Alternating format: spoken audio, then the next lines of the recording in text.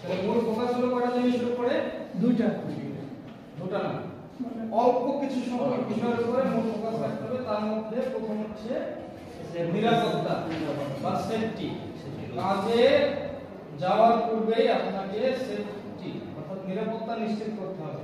সেজন্য আপনাকে ওই কর্মক্ষেত্রে যে সেফটি রুলস গুলো আছে সেই রুলস গুলো সম্পর্কে সম্যক ধারণা থাকতে হবে, সম্যক ধারণা থাকতে হবে এবং সেটা শতভাগ পালন করতে হবে। ধারণা থাকলেই হবে না, এবং সেটা শতভাগ নিশ্চিত করতে হবে কর্মক্ষেত্রে।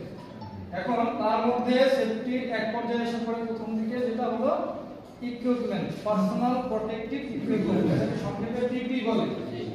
পিপি পূর্ণ হচ্ছে পার্সোনাল প্রোটেক্টিভ ইকুইপমেন্ট। এখন আমাদের কাজের জন্য যে প্রোটেক্টিভ ইকুইপমেন্টগুলো দরকার সেগুলো কিন্তু নাম আমরা ইতিপূর্বে বলছি, আপনারাও জানেন।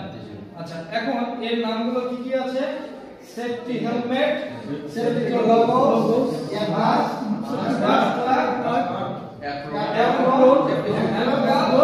সেফটি শু। বোঝা গেছে? তাহলে কটা হলো? 7টা। কেউ একজন বলেন তো 7টার নাম কি বলতে পারবেন খুব সুন্দরভাবে? ফোকাস করে সেফটি মানে পার্সোনাল ইকুইপমেন্টস, প্রোটেক্টিভ ইকুইপমেন্টস 7টি।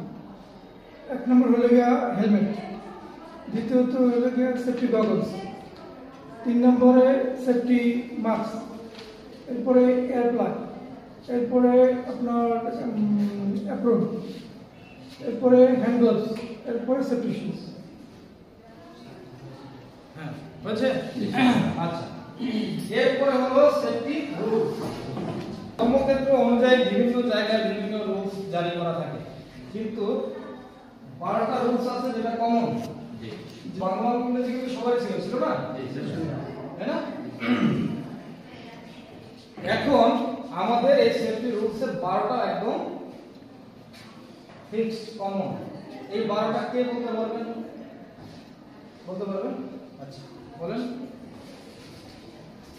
নিজের এবং সহকর্মীদের সুরক্ষা দিয়ে খেয়াল রাখা, কাজ দ্রুত সম্পূর্ণ করার জন্য অন্য পন্থা অবলম্বন করা যাবে না, কাজের প্রশিক্ষণ না থাকলে ওই কাজ থেকে বিরত থাকা, কাজের প্রয়োজনীয় যন্ত্রপাতি ব্যবহার নিশ্চিত করা, সম্ভাব্য বিপদ সম্পর্কে ধারণা এবং প্রয়োজনীয় ব্যবস্থা গ্রহণ, কাজের স্থান পরিষ্কার পরিচ্ছন্ন রাখা, কর্মক্ষেত্রে সার্বক্ষণিক পিপিই পরিধান করে থাকা, সকল প্রকার দুর্ঘটনা প্রতিরোধ সম্ভব, নেশা দ্রব্য গ্রহণ করা যাবে না, নির্দিষ্ট স্থান ছাড়া ধূমপান করা যাবে না, কর্মক্ষেত্রে সমস্ত ঘটনা রিপোর্ট করা আবশ্যক,